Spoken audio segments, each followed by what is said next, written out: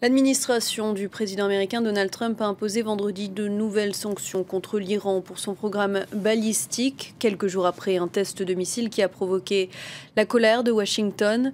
Téhéran n'a pas tardé à réagir. Le ministère des Affaires étrangères iranien annonce une action réciproque envers des individus et des entreprises américaines.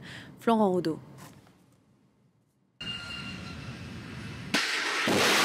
Entre Washington et Téhéran, le torchon brûle à nouveau. En cause, un test de missile balistique effectué par l'Iran dimanche dernier.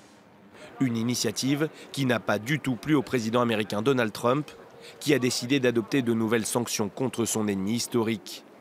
Ces mesures visent 25 personnes et entités soupçonnées d'avoir apporté un soutien logistique ou matériel à ce programme balistique. Nous avons pris ces mesures après un examen minutieux de la situation et nous continuerons à réagir de manière appropriée. Ces événements sont un coup d'arrêt dans nos efforts continus pour cibler agressivement le programme de missiles balistiques de l'Iran et ses activités liées au terrorisme.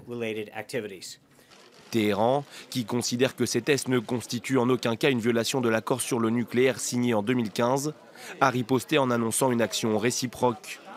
Selon le communiqué, elle visera des individus et des entreprises américaines soutenant des groupes terroristes dans la région.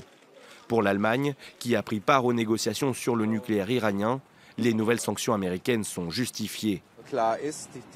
Il est clair que les tests de missiles balistiques iraniens constituent une violation des résolutions du Conseil de sécurité de l'ONU. On peut donc comprendre la réaction du gouvernement américain. Il est également clair que les tests de missiles n'ont pas d'impact sur l'accord sur le nucléaire iranien et que nous continuons à soutenir cet accord. Comme à son habitude, Donald Trump s'est fendu d'un tweet sur la question.